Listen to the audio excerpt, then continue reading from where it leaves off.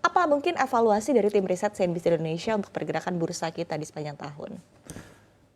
Pertama yang pasti menjadi salah satu indikator itu karena adanya boomingnya investor retail itu yang ngebuat akhirnya kita punya IHSG itu sangat ditopang banyak karena investor retail itu kan punya basis jumlah manusia yang lebih banyak. Ini akhirnya ngebuat supaya kita punya IHSG akhirnya bisa nopang naik, terus juga ditambah lagi dengan MSCI yang sangat digemborkan di sosial media. Terus akhirnya ini kan mau nggak mau akhirnya retail juga masuk juga tuh. Jadi retail sekarang udah pintar nih.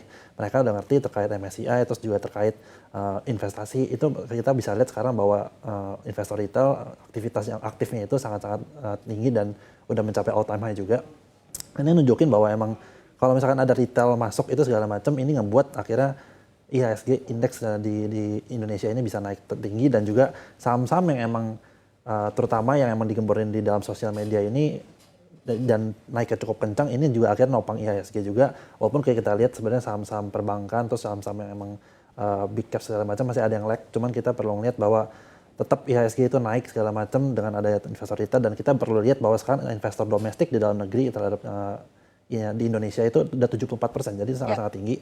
Dan ini kan menjadi salah satu storytelling juga bahwa kita mau di dalam Indonesia ini, dalam negeri ini, yang mendapatkan keuntungan itu dari dalam negeri juga, bukan cuman dari luar negeri. Dan ini kan juga sebenarnya bagus juga gitu bagi investor. Dan kita ngelihat dengan sentimen dari kemarin Pak Purbaya baru masuk juga sebagai Menteri Keuangan, ini kan kemarin sampai 20-an kali all time high itu ya sih, itu kan nunjukin bahwa emang investor itu ngelihat bahwa kebijakan yang diambil ini emang sekarang sih kelihatannya sentimennya masih agak-agak kurang enak juga karena banyak hal-hal yang nggak biasa gitu yang dilakukan Purbaya. Dan ini kan juga kedepannya diekspektasikan bakal lebih bagus lagi, dan semoga 8% itu GDP growth itu bisa terjadi.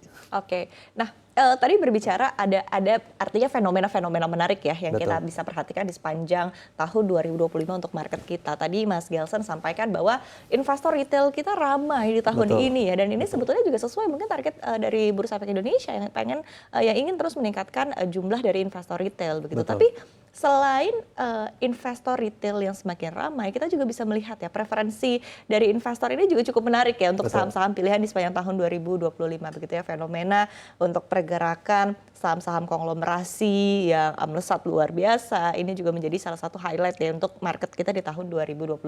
Nah, selain itu mungkin ada fenomena apa lagi sih yang menurut Mas Gelson ataupun juga tim riset CNBC Indonesia ini cukup menarik untuk diperhatikan oleh market kita di sepanjang tahun ini?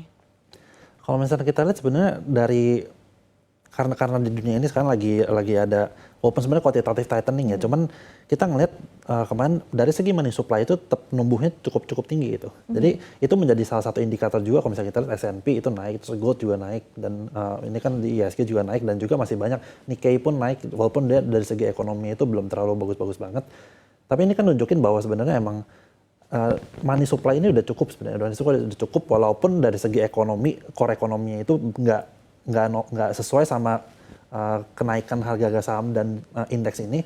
Tapi kita ngelihat bahwa money supply ini akan gerakin risky asset, dan akhirnya kita lihat indeks-indeks di luar negeri dan juga dalam negeri di Indonesia ini mengalami kenaikan cukup signifikan. Dan ini kan aku juga kemarin udah pernah ngomong juga di sini bahwa kekhawatiran terhadap quantitative easing dari The Fed ini kan bakal ningkatin dari money supply-nya lagi. Ningkatin money supply lagi ini akhirnya ngebuat potensial terhadap bubble di Amerika dan juga di Indonesia itu juga makin mungkin terjadi. Bahkan gold, makanya mau nggak mau kan akhirnya gold dan perak juga akhirnya menjadi salah satu instrumen investasi yang menarik juga bagi investor. Kalau kita lihat sekarang bahkan retail juga kalau misalkan di research CNBC itu orang-orang yang baca terkait emas tuh tinggi. Itu menjadi salah satu indikator juga. Jadi money supply-nya itu udah banyak, dan ini kan ditambah quantitative easing lagi. Ini ke depan bakal lumayan PR juga gitu. Dan ini kan kita lihat selama setahun ini udah quantitative tightening, teman masih tetap bisa naik. Itu kan ini menjadi salah satu katalis juga bahwa money supply itu emang ada hubungannya dengan kenaikan harga di indeks dan juga saham-saham gitu. Tapi kalau misalnya kita lihat di tahun ini, IHSG itu ditopang kan bukan sama perbankan, biasanya kan ditopang sama perbankan gitu. Kalau misalnya kita lihat sekarang kan lebih banyak sama saham-saham konglomerasi, dan saham konglomerasi ini akhirnya karena digemborin banyak di sosial media ini, terus kita juga sekarang udah belajar bahwa ada loh tipe yang saham-saham konglomerasi ini cara ngebacanya itu bukan dengan cara fundamental rasio-rasio biasa.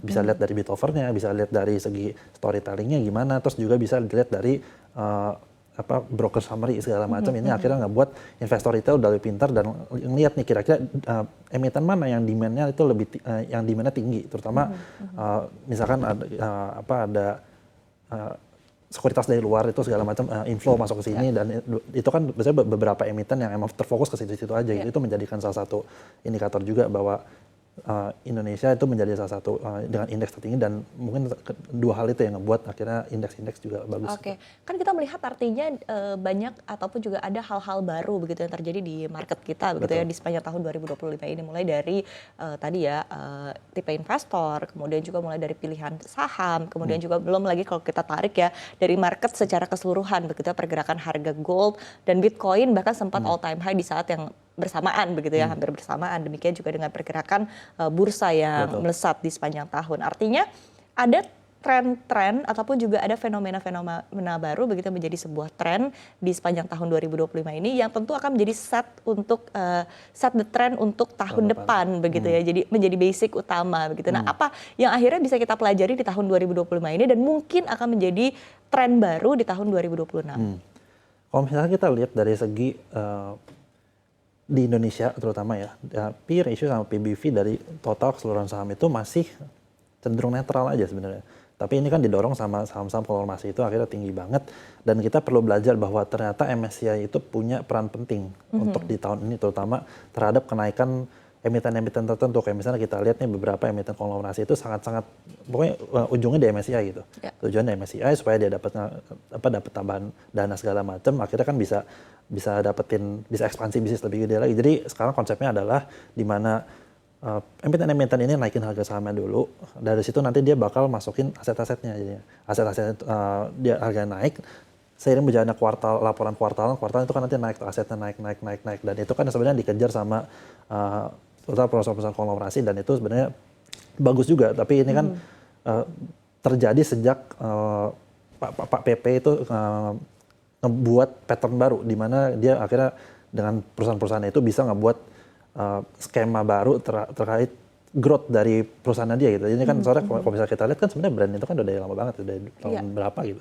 Dan ini kan baru-baru ini kan dia naiknya sebenarnya karena dia nemuin satu cara dan itu works dan akhirnya di follow sama beberapa perusahaan konglomerasi juga dan itu menjadi salah satu indikator juga mungkin ke depannya ini bisa menjadi salah satu juga, tapi kita perlu lihat juga bahwa valuasi saham yang emang udah kemarin di MSCI itu segala macam kan mereka udah bisa masuk MSCI dan ini kan masuknya lebih ke arah udah di end game-nya mungkin mereka akan ada step-step ke depannya cuman checkpoint-nya udah dapat, jadi potensial terhadap koreksinya itu masih mungkin terjadi karena kalau misalnya kita lihat beberapa hari ini kan juga nggak ada koreksi sampai gimana banget gitu.